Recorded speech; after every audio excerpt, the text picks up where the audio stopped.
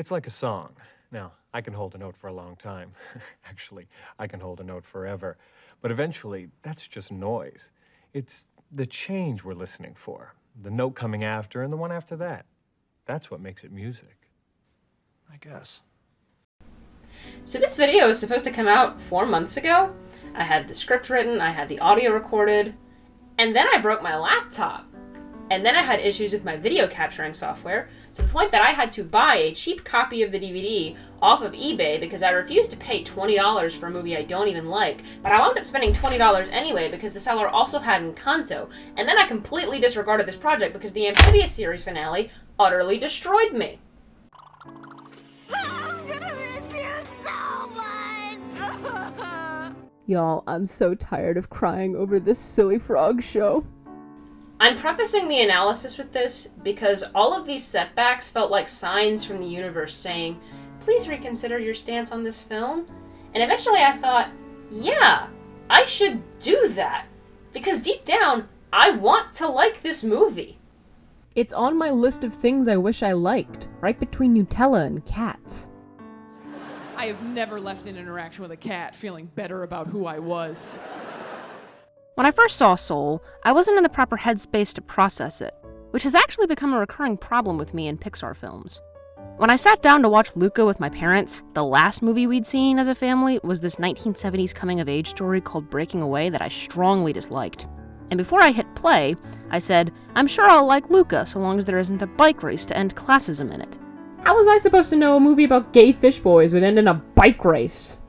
Or more recently with Turning Red, I decided to start it at 10 p.m., and my brain was way too tired to process such a high-energy project.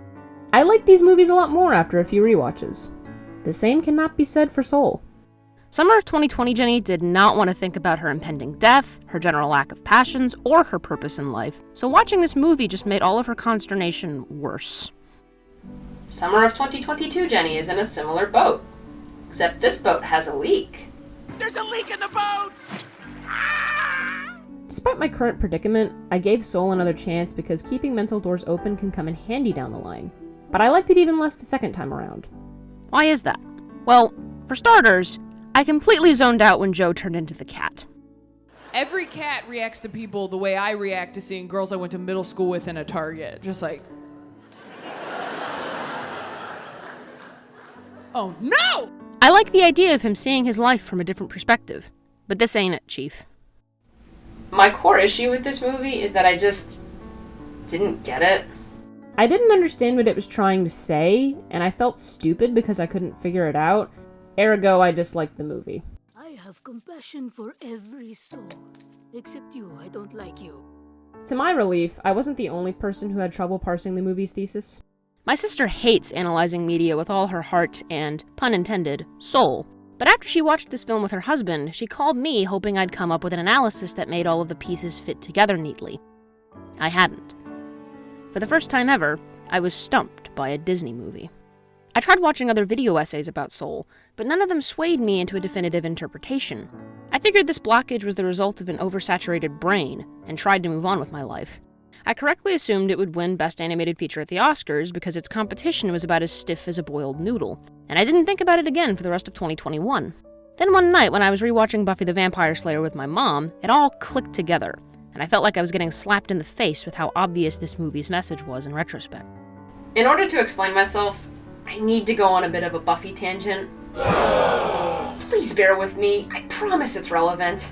I first started watching Buffy when I was in 10th grade, but I didn't finish watching the whole series because Season 6 is an utter slog to get through.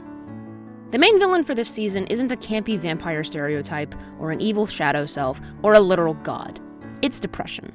No one is having a good time here, which means you aren't having a good time watching it, which is saying a lot because Buffy is already a show that's subtextually hostile towards its fans. Oh, you want these characters to be happy and together?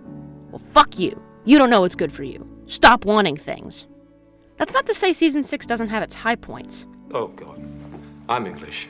Once More with Feeling is arguably the best episode in the entire series, and it helped me understand what Soul was trying to say with its runtime.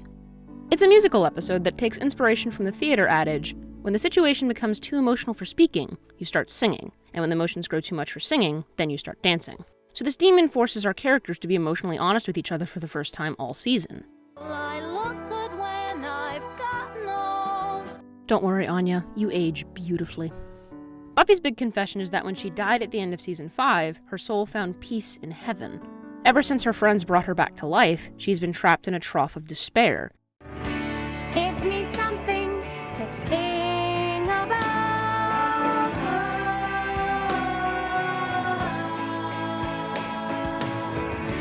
I need something to sing about. What she's really saying here is, give me something to live for. I need something to live for. And ironically, the only character who bothers to pull Buffy out of her tailspin is the soulless, undead vampire Spike. Life's not a song. Life isn't bliss.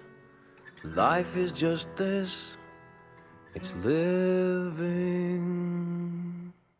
On the surface, Spike's words of comfort aren't really all that comforting, but that's because we're raised to think about life the way Joe understands it at the start of the movie. Human beings are creatures who like to torture themselves with the same asinine question. Hey, yeah? You ever wonder why we're here? There isn't a definitive answer to this question, yet we ask it every day because we want life to be a song that's already written for us, and rhymes perfectly, hence where the concept of having a purpose comes into play. Maybe skywatching can be my spark, or walking. I'm really good at walking. Those really aren't purposes, 22. That's just regular old living. If there is something to admire about Joe, it's his passion. I wish I loved something as much as Joe Gardner loves music. But loving something doesn't define your personality. Our interests are mere bridges to our cores. I know all about sparks, because mine is piano. Joe conflates his love of music with his reason for existence, and he tries to make 22 see the world through this same lens. A soul's spark isn't its purpose, though.